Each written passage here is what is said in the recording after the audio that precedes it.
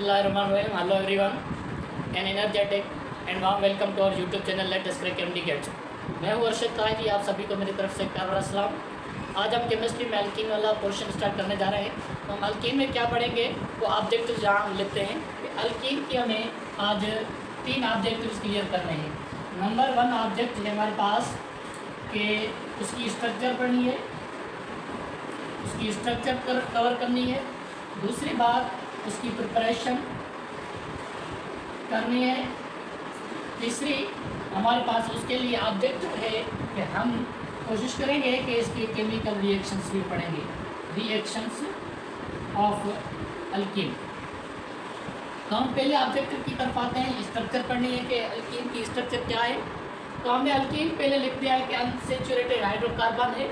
Unsaturated hydrocarbon क्यों है कि अल्कीन डबल बॉन्ड रखता है, डबल बॉन्ड कार्बन कार्बन के बीच में। तो हम यहाँ पर पहले अल्केन की स्ट्रक्चर थोड़ा सा इलस्ट्रेट कर देते हैं कि जब अल्केन की इलस्ट्रेशन करेंगे, फॉर एग्जांपल हम इथेन लेते हैं, तो इथेन की इलस्ट्रेशन बनाने के लिए हम 2 कार्बन और 6 हाइड्रोजन रिक्वायर्ड है। तो कार्बन कार्बन के बीच में सिंगल बॉन्ड आता है और एडजेसेंट कार्बन के पास 3 हाइड्रोजन होते हैं। फॉर एग्जांपल इससे हमने इसकी इलस्ट्रेशन बनाई है। जब अल्केन से एक डबल बॉन्ड देते हैं अल्केन के अंदर carbon carbon double carbon carbon के बीच में, तो 2 हाइड्रोजन कम हो जाते हैं। फॉर एग्जांपल हमने यहाँ पर एक डबल बॉन्ड दे दिया, तो कोई भी 2 हाइड्रोजन एक इससे चला जाएगा। अब ये बन गया हमारे पास एक अल्कीन। मकसद इसका कि अल्केन से हमने अल्कीन बनाना है। एक डबल बॉन्ड देंगे और एक डबल बॉन्ड रिप्लेस करता है 2 हाइड्रोजन को। मकसद इसका इथेन अब नहीं रहा, अब रही इथीन, और 2 कार्बन तो रिक्वायर होते हैं लेकिन 2 हाइड्रोजन कम हो गए हैं। तो ये बन गया हमारे पास इथीन C2H4। अभी हमारे पास इथीन बन गया। जब एक डबल बॉन्ड आ जाता है तो पहले अल्केन की हाइब्रिडाइजेशन थी हमारे पास sp3, लेकिन एक डबल बॉन्ड आ गया, एक पाई बॉन्ड बन गया, एक है सिग्मा बॉन्ड, एक है पाई बॉन्ड। पाई बॉन्ड कहाँ है? कार्बन कार्बन के बीच में। सिग्मा और पाई में से कार्बन कार्बन डबल बॉन्ड या हाई इलेक्ट्रोनेगेटिव के बीच में बनता है। तो अब देखिए इस कार्बन की हाइब्रिडाइजेशन मालूम करते हैं, इसको छोड़ें फिलहाल। इस कार्बन की हाइब्रिडाइजेशन मालूम करने के लिए टोटल सिग्मा बॉन्ड चाहिए होते हैं। कार्बन कार्बन के बाद बीच में एक सिंगल बॉन्ड है जो सिग्मा बॉन्ड के हिसाब से 2 और हाइड्रोजन बॉन्ड उसके साथ बनाता है, तो इसकी भी सिग्मा बॉन्ड, इसका भी सिग्मा बॉन्ड काउंट करेंगे। टोटल इस कार्बन के कितने सिग्मा बॉन्ड बनते हैं? 3 सिग्मा बॉन्ड बनते हैं। तो जितने सिग्मा बॉन्ड बनेंगे हम हाइब्रिडाइजेशन उसकी उतनी लेंगे। तो यहाँ पर देखें sp3, sp2 और sp हाइब्रिडाइजेशन उसके टाइप हैं, लेकिन सिग्मा बॉन्ड हमारे पास यहाँ 3। तो इसका मकसद इसका तो हम 3 ऑर्बिटल लेंगे, एक s ऑर्बिटल, 2 p ऑर्बिटल लेंगे। s ऑर्बिटल किसका? उसी कार्बन का जिसकी हाइब्रिडाइजेशन मालूम करते हैं। p ऑर्बिटल किसके? उसी के जो सेंट्रल एटम है या जिसकी हाइब्रिडाइजेशन मालूम करते हैं। उसकी हाइब्रिडाइजेशन बन गई sp2 और पाई बॉन्ड को हम काउंट नहीं करते। इसके पास अब 3 sp2 हाइब्रिडाइजेशन बन गए। जितने ऑर्बिटल sp2 हाइब्रिडाइजेशन भी इतने, एक s orbital, 2 p orbital, total orbital कितने बने? 3। तो हम टोटल इसके ऑर्बिटल भी कितने बनाएंगे? यानी कि टोटल 3 सिग्मा बॉन्ड है, तो इसके पास 3 sp2 हाइब्रिड ऑर्बिटल होंगे। और जो एक sp2 हाइब्रिड ऑर्बिटल होगा sp2 नहीं रहेगा, वो बनेगा एक p ऑर्बिटल जो कि अनहाइब्रिडाइज्ड होगा, और p ऑर्बिटल जो कार्बन होगा वो अनहाइब्रिड ऑर्बिटल पाई बॉन्ड बनाएगा बिटवीन कार्बन कार्बन के बीच में। ठीक है, ये था हाइब्रिडाइजेशन के बीच में। अब जैसे अल्केन के अंदर एक सिग्मा बॉन्ड है, डबल बॉन्ड है ही नहीं, स्ट्रॉन्ग बॉन्ड है, तो अल्केन के अंदर बॉन्ड एनर्जी है। अच्छा, यहाँ पर इसकी कैरेक्टरिस्टिक लिख देते हैं। हाइब्रिडाइजेशन sp2, बॉन्ड लेंथ लिख दें। बॉन्ड लेंथ इसकी होती है 1.34 एंगस्ट्रॉम, जैसे अल्केन की कितनी होती है? 1.54 एंगस्ट्रॉम। यहाँ पर बॉन्ड लेंथ बढ़ गई, उसको तोड़ने के लिए कुछ एनर्जी चाहिए। बॉन्ड लेंथ बढ़ नहीं गई, अल्केन के हिसाब से कम हो गई। बॉन्ड एनर्जी इसको तोड़ने के लिए क्या होती है, वो होती है 618 किलो जूल पर मोल। अब देखिए एग्जैक्टली डबल नहीं है, अल्केन के लिए 318 चाहिए, यहाँ पर इसकी 348 चाहिए, यहाँ पर 618 चाहिए, एग्जैक्टली डबल नहीं है। बॉन्ड एनर्जी बॉन्ड लेंथ के अलावा बॉन्ड एंगल चाहिए। जब डबल बॉन्ड आ गया है ना, इसकी बॉन्ड एंगल हो गई 120 डिग्री। 120 डिग्री जिसकी भी बॉन्ड एंगल होती है ना, वो ट्राइगोनल प्लेनर ज्योमेट्री शो करता है। ज्योमेट्री और शेप अल्केन, जिसमें हम इथीन को एग्जांपल लिया है, तो इसकी बॉन्ड एंगल के हिसाब से ज्योमेट्री और शेप होगी वो ट्राइगोनल प्लेनर होगी, ट्राइगोनल प्लेनर। तो होपफुली एंड सक्सेसफुली हमने पहला ऑब्जेक्टिव क्लियर कर लिया है कि स्ट्रक्चर ऑफ अल्कीन कवर करें। अब हम आते हैं सेकंड ऑब्जेक्टिव की तरफ कि वो है हमारे पास प्रिपरेशन ऑफ अल्कीन की प्रिपरेशन करेंगे, जिस पर हमारा मेन फोकस इथीन होगा और कुछ प्रोपीन भी होगा। तो इथीन की प्रिपरेशन कराने जा रहे हैं। तो नंबर 1 हम इसको प्रिपेयर कर सकते हैं फ्रॉम अल्कोहल से प्रिपेयर करेंगे।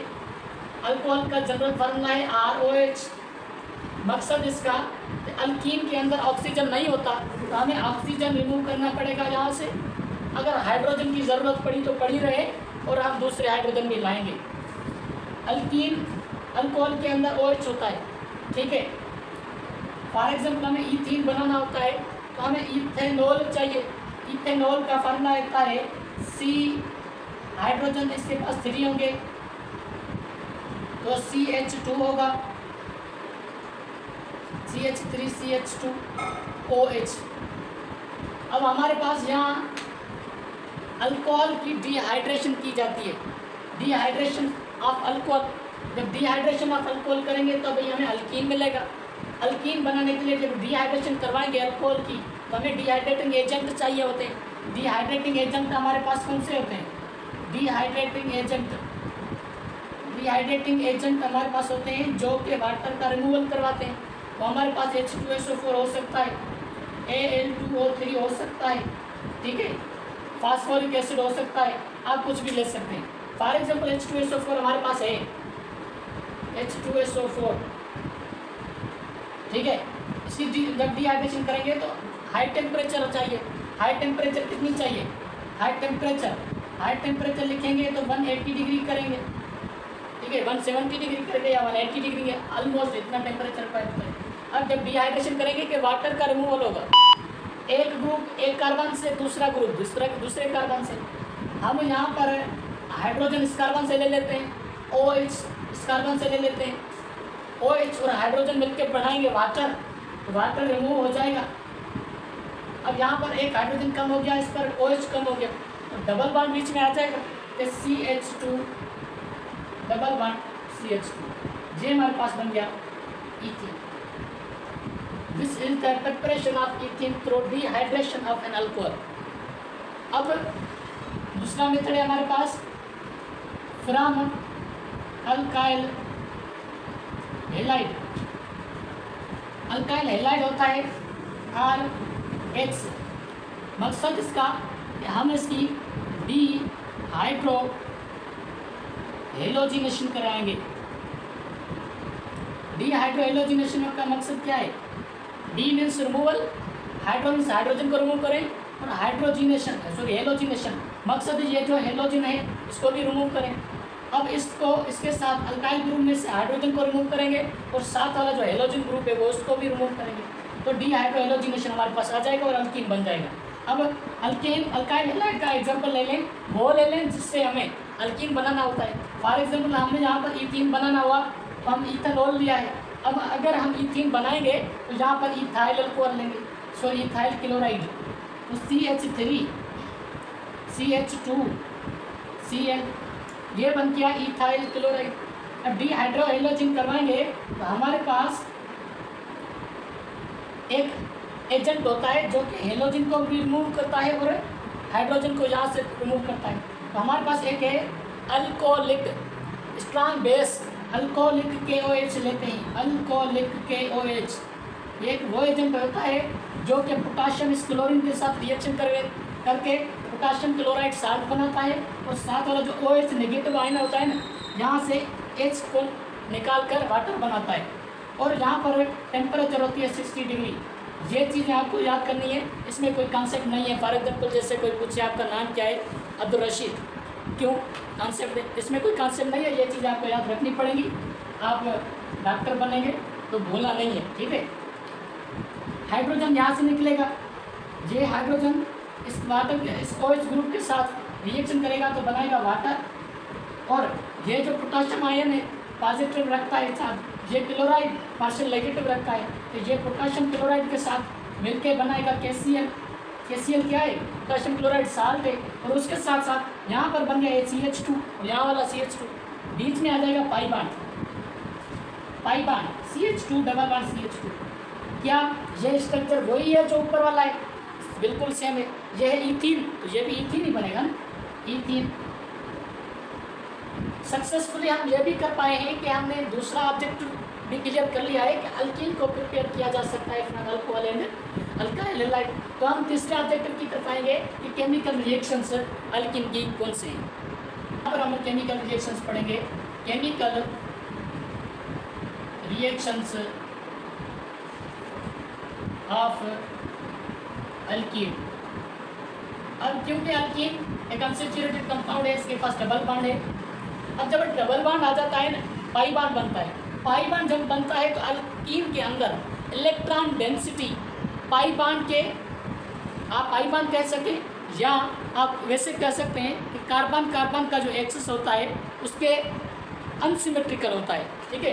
अल्केन होता है, अल्केन, इस अल्केन के अंदर इलेक्ट्रॉन डेंसिटी इवनली डिस्ट्रीब्यूटेड होता है, इवनली डिस्ट्रीब्यूटेड होता है। जब हम बात करते हैं अल्केन की, सॉरी अल्कीन की, तो उसके अंदर electron density is unsymmetrical, electron density unsymmetrical होता है। It is above and below carbon carbon axis. Alkyne के अंदर कार्बन कार्बन एक्सिस के अबव और बिलो इलेक्ट्रॉन डेंसिटी बढ़ जाती है।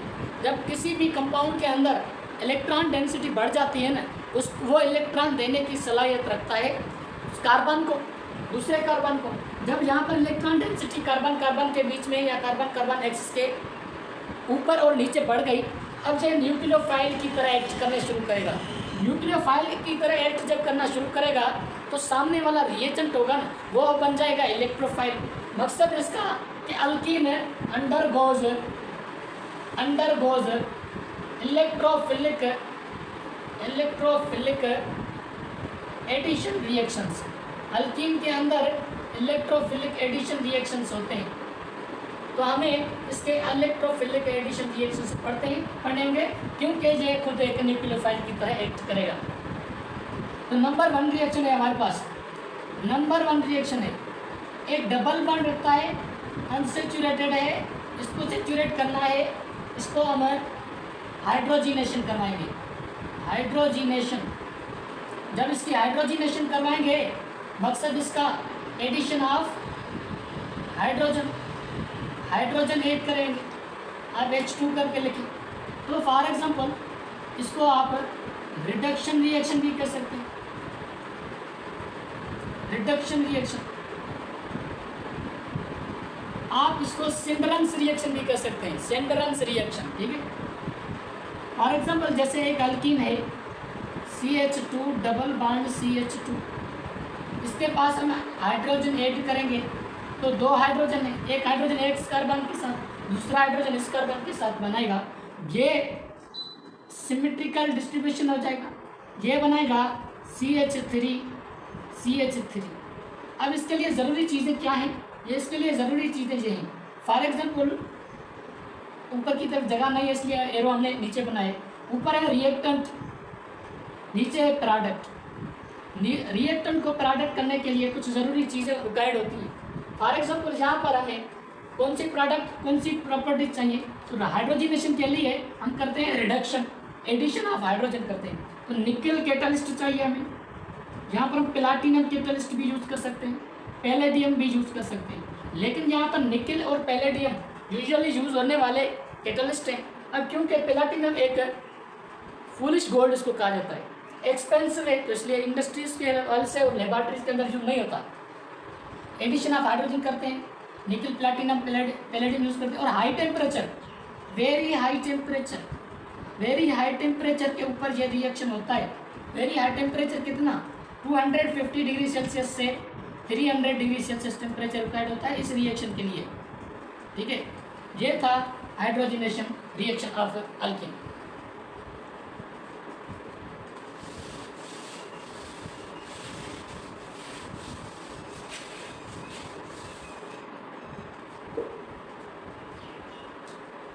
नंबर 2 रिएक्शन है हमारे पास, जब हमें कहा जाए कि हाइड्रोजिनेशन कर लिया है, अब हेलोजिनेशन करें तो हेलोजिनेशन भी कर सकेंगे हम। ये हो जाएगा हेलोजिनेशन। मकसद इसका कि एडिशन ऑफ हेलोजन, हेलोजन कौन सा, जो भी आपकी मर्जी, ठीक है। एडिशन ऑफ आप हेलोजन ऐसे ले सकते हैं, हेलोजन, ठीक है। ये इसको एक्स से रिप्रेजेंट करते हैं। तो अब हेलोजिनेशन की बात करेंगे तो CH2 डबल बॉन्ड CH2, इसके साथ हेलोजन ऐड करेंगे। फॉर एग्जांपल हमने ब्रोमीन ऐड कर लिया, Br2 करेंगे, एक ब्रोमीन इसके साथ, दूसरी ब्रोमीन इसके साथ, जो प्रोडक्ट बनेगी ना, जो बनेगी CH2, यहाँ पर होगी ब्रोमीन और यहाँ पर भी ब्रोमीन, ये होगा एंटी एडिशन। क्या होगा, एंटी एडिशन प्रोडक्ट हो जाएगा। एंटी एडिशन का मकसद क्या है, ट्रांस की तरह सेम ग्रुप अपोजिट साइड बन जाएगा। Anti addition, trans preparation.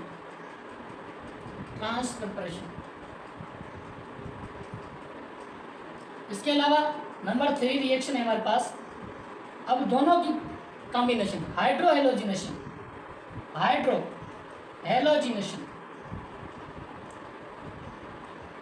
Hydrogen भी ऐड करें, हेलोजन भी ऐड करें। अब कैसे होगा, HX रिएक्शन करवाएंगे, CH2 double bond CH2 HX। अब देखें हाइड्रोजन के पास पार्शियल पॉजिटिव, इसके पास पार्शियल नेगेटिव, ये एक सिमेट्रिकल अल्कीन है। सिमेट्रिकल अल्कीन है। जब सिमेट्रिकल अल्कीन की बात करेंगे तो HX एक स्पीशीज इसके पास, दूसरा इस कार्बन के पास, तो एक हाइड्रोजन जिस कार्बन को दे दें आपकी मर्जी। फॉर एग्जांपल मैंने CH3 कर लिया और पाई बॉन्ड टूट जाएगा, इस CH2 के ग्रुप के साथ ये हेलोजन आएगा, ये बनेगा CH2Cl, ये बन गया अल्काइल हेलाइड। इसका IUPAC नाम क्या होगा, 1,2 डाइब्रोमो इथेन, इसका क्या होगा 1 क्लोरो इथेन। अब जब हम बात करते हैं अनसिमेट्रिकल अल्कीन की, जैसे CH2 डबल बॉन्ड CH3, ये हो गया प्रोपीन। जब अनसिमेट्रिकल अल्कीन आता है उसके लिए, जब अनसिमेट्रिकल अल्कीन की जब हम हाइड्रोहेलोजिनेशन करवाते हैं तो मार्कोव-विनेनकोव रूल यूज करते हैं। मार्कोव-विनेनकोव रूल क्या कहता है, मैं आपको बता देता हूँ कि जब इसकी हाइड्रोहेलोजिनेशन करवाते हैं, ए पार्शियल नेगेटिव जो है पार्शियल पॉजिटिव, इस ग्रुप का पार्शियल नेगेटिव साइड इस ग्रुप के अंदर, इस रिएजेंट के अंदर उस कार्बन की तरफ जाएगा जिस कार्बन के पास हाइड्रोजन कम होगी।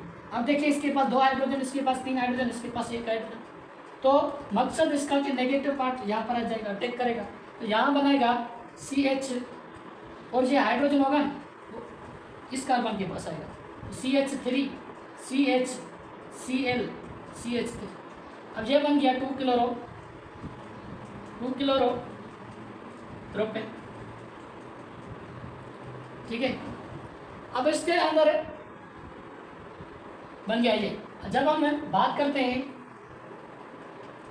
तीसरे रिएक्शन की, चौथे रिएक्शन की, यहाँ हमारे पास है इपॉक्सीडेशन। इपॉक्सीडेशन का मकसद क्या है, addition of oxygen to the double bond of ethene, ethene के अंदर डबल बॉन्ड है, उस डबल बॉन्ड के अंदर ऑक्सीजन ऐड कर लें, हमारे ये रिएक्शन हो जाएगा epoxidation. Epoxidation is preparation of cyclic ether. यहाँ पर हमें साइक्लिक ईथर मिलता है। फॉर एग्जाम्पल कैसे, ये हमारे पास ईथीन, जब ईथीन लिखते हैं इसकी ऑक्सीडेशन करवाते हैं ऑक्सीजन के साथ, तो हम यहाँ पर हाफ क्यों दिया, बैलेंस करने आए रिएक्शन, तो यहाँ पर हमें साइक्लिक रिएक्शन मिलेगा, कंपाउंड मिलेगा। लेकिन ये जो ऑक्सीडेशन होता है ना, वो होता है इन द प्रेजेंस ऑफ पर एसिटिक एसिड, पर एसिटिक एसिड उसके साथ Ag2O3 की प्रेजेंस में, सिल्वर ऑक्साइड।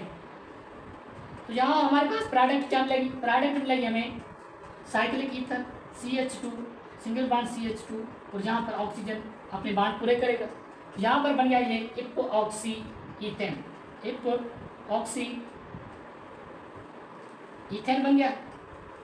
अब ईथीन नहीं रहा क्योंकि डबल बॉन्ड नहीं है, ये इपोऑक्सी ईथेन और ये एक साइक्लिक ईथर है। अब देखिए साइक्लिक ईथर है कि नहीं, ऊपर ऑक्सीजन है, ये अल्काइल ग्रुप, ये अल्काइल ग्रुप, इपोऑक्सी ईथेन ये बन गया। अच्छा, पर एसिटिक एसिड किसको कहा जाता है, पर एसिटिक एसिड एक वो कंपाउंड है जिसके अंदर ऑक्सीजन ऑक्सीजन के बीच में सिंगल बॉन्ड आता है। यूजुअली क्या होता है, ऑक्सीजन ऑक्सीजन के बीच में डबल बॉन्ड। तो यहाँ पर एसिटिक एसिड का फार्मूला क्या होगा, CH3 C triple bond COOH। अब इसके जब एक्सटेंड करेंगे तो CH3 इस कार्बन के बीच में यहाँ पर डबल बॉन्ड ऑक्सीजन बनेगा, और एक ऑक्सीजन ये से, दूसरा ऑक्सीजन ये से, तीसरा हाइड्रोजन ये से।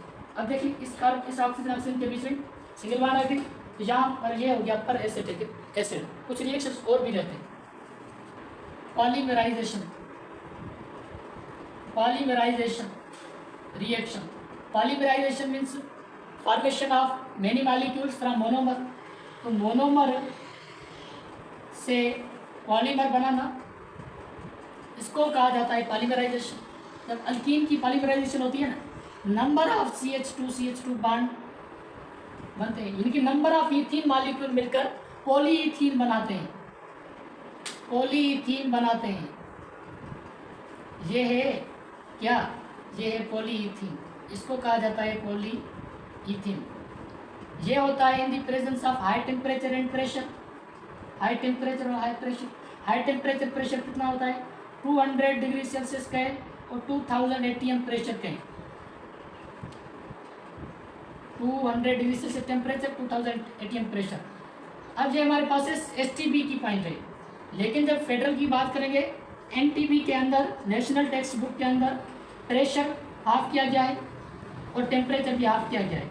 यहाँ पर 200 डिग्री सेल्सियस की जगह पर 100 डिग्री सेल्सियस लिया गया है, और 2000 ATM की जगह पर 1000 ATM प्रेशर लिया गया है। लेबोरेटरी के अंदर ये कुछ फैक्टर्स इन्फ्लुएंस हो नहीं सकते, तो वेरिएबल प्रेशर टेम्परेचर हो सकते हैं, नो मैटर। अब देखें हमारे पास ये कंडीशन है, लेकिन पॉलीइथीन की मेजर और बेहतरीन जो प्रोडक्ट बनती है ना, वो प्रोडक्ट वेरी इंपॉर्टेंट प्रोडक्ट तब बनती है जब हम एक कैटालिस्ट यूज करते हैं, जिगलर नाटा। वेरी इंपॉर्टेंट प्रोडक्ट तब बनती है जब हम इन द प्रेजेंस ऑफ जिगलर नाटा। अब ये जिगलर नाटा कौन सी मुसीबत है, जिगलर नाटा एक कैटालिस्ट है जो कि हमारे पास एल्यूमिनियम ट्राईइथाइल होता है और टाइटेनियम टेट्राक्लोराइड की मिक्सचर होती है। टाइटेनियम टेट्राक्लोराइड की मिक्सचर होती है। इस कैटालिस्ट को हम कहते हैं जिगलर नाटा, और इस जिगलर नाटा की प्रेजेंस में maximum measure very important product polyethene की बन सकती है। ये थे पॉलीमराइजेशन, हेलोजिनेशन, हाइड्रोहेलोजिनेशन, और उसके अलावा एक रिएक्शन और है जो वेरी इंपॉर्टेंट है, वो है हमारे पास ओजोनोलाइसिस। Number 6 ozonolysis. ओजोनोलाइसिस, जब ओजोनोलाइसिस करते हैं ना, ये कहता है ऑक्सीडेशन ऑफ इथीन, या डबल बॉन्ड कह सकते हैं इथीन बाय O3। अब थोड़ा सा इससे पहले मैं आपको ये बात बताऊं कि ओजोनोलाइसिस जो होता है वो यूज होता है यूज्ड फॉर लोकेटिंग है position of double bond, locating या location position of double bond, ठीक है। अल्कीन के अंदर डबल बॉन्ड कहाँ पर एग्जिस्ट करता है, तो हम यहाँ पर इस्तेमाल करेंगे ओजोनोलाइसिस। एडिशन ऑफ ऑक्सीजन, अच्छा oxidation of ethene by ozone, तो जहाँ पर है ईथीन डबल बॉन्ड कार्बन, ये हो गया, और इन द प्रेजेंस ऑफ ओजोनोलाइसिस करेंगे O3 हो जाएगा, तो यहाँ पर एक इंटरमीडिएट कंपाउंड बनेगा अनस्टेबल, यहाँ पर बनेगा ओजोनाइट। ओजोनाइट का फार्मूला है CH2 double bond CH2 carbon, ठीक है, नहीं कार्बन नहीं ऑक्सीजन बनेगा। तो ये CH2 ये एक अनस्टेबल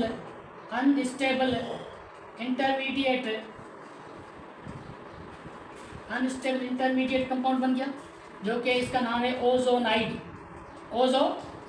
जब इसकी फर्दर रिडक्टिव हाइड्रोलाइसिस करेंगे तो जिंक यूज करेंगे। रिडक्टिव हाइड्रोलाइसिस का मकसद क्या है, रिडक्टिव का मतलब रिड्यूसिंग एजेंट यूज करें zinc, hydrolysis means water add कर लें। तो इसके पास 3 ऑक्सीजन है, जिंक एक ऑक्सीजन को लेगा, बनाएगा जिंक ऑक्साइड ZnO, और बचेंगे 2 ऑक्सीजन।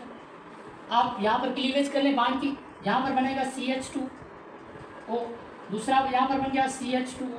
अब ये कौन से फॉर्मूले हैं, ये एक अल्डिहाइड है, ये CH2 आप इसको ऐसे कर लिख सकते हैं, ये बन गया फॉर्म अल्डिहाइड, क्योंकि 2 है तो 2 मोल बनेंगे, ये 2 फॉर्म अल्डिहाइड बोलें, या आप मीथेनल बोल सकते हैं। अब देखें जिंक की ऑक्सीडेशन होती है +2, उसके जो कंपेयर होता है -2 ऑक्सीजन की होती है, तो बैलेंस हो जाएगा ZnO। अब यहाँ पर हमारे पास एक अल्कीन है सिमेट्रिकल, बन गया यहाँ पर क्या अल्डिहाइड। जब हम बात करते हैं प्रोपीन को लेंगे, डबल बॉन्ड CH3, यहाँ पर भी क्लीवेज होगी, कार्बन कार्बन के बीच में बांधता, ओजोनोलाइसिस करवाएंगे तो यही प्रोडक्ट बनेगी, ओजोनाइड बनेगा। फिर रिडक्टिव हाइड्रोलाइसिस करेंगे, ठीक है, मैं स्टेप वाइज कर सकता हूँ कि इथिन प्रोपीन की हाइड्रोलाइसिस करेंगे, ओजोनोलाइसिस करेंगे, तो पहले बनेगा ओजोनाइड के बाद में जो प्रोडक्ट्स बनेगी, हमारे पास 2 प्रोडक्ट्स बनेंगे, क्योंकि यह बांड यहाँ से टूटता है, यहाँ पर बांड के लेफ्ट साइड एक कार्बन है, तो ये बनेगा, जैसे यहाँ पर मीथेनल बन गया, एक ऑक्सीजन यहाँ से लेगा तो ये बनाएगा मीथेनल। दूसरी प्रोडक्ट बनाएगा, 2 कार्बन है तो इथेनल, ऑक्सीजन यहाँ से लेगा, एक ऑक्सीजन बचेगा वो जिंक ऑक्साइड बनेगा, ठीक है। अब इसके मीथेनल का फार्मूला CHO, HCHO, इसका CH3CHO बनेगा, ठीक है। अब ये था अनसिमेट्रिकल अल्कीन प्रोपीन, जहाँ से अल्डिहाइड बनाया, दोनों कंपाउंड में से क्या कीटोन भी बन सकता है, हाँ बिल्कुल इसे क्या बनाइए कीटोन बनाने के लिए हम आइसोब्यूटाइलिन कहें या 2-मिथाइल प्रोपीन कहें, 2-मिथाइल प्रोपीन या आइसोब्यूटाइलिन बोल सकते हैं, आइसोब्यूटाइलिन। तो फार्मूला क्या होगा, CH2 डबल बॉन्ड कार्बन, इसको मिथाइल ग्रुप ले लें और यहाँ पर CH3 बनेगा। अब देखें बांड लीवेज होगा, यहाँ से एक कार्बन है इसके साथ, तो यहाँ पर ओजोनोलाइसिस करवाएंगे तो प्रोडक्ट हमें मिलेगी, एक बनेगा मीथेनल HCHO, दूसरी प्रोडक्ट। अब देखें क्लीवेज 3 कार्बन के हिसाब से हुई, तो यहाँ पर 3 कार्बन कंपाउंड बनेगा एसीटोन, CH3CO CH3 बनेगा, ठीक है, CH3 carbon double bond oxygen CH3, ये बन गया फॉर्म अल्डिहाइड, ये बन गया एसीटोन। फाइनली हमने कीटोन की भी प्रिपरेशन कर ली है फ्रॉम अल्कीन। अब कीटोन की प्रिपरेशन, जब कीटोन का चैप्टर पढ़ेंगे तो इतनी दिक्कत नहीं होगी, उम्मीद है इंशाल्लाह। अब ये था सारा अल्कीन मुकम्मल, properties, structure, preparation, reactions final हो गया। अब हम अगर चलेंगे तो अल्काइन की तरफ चलेंगे, चैप्टर खत्म हो जाएगा। So wish you best of luck, thank you so much.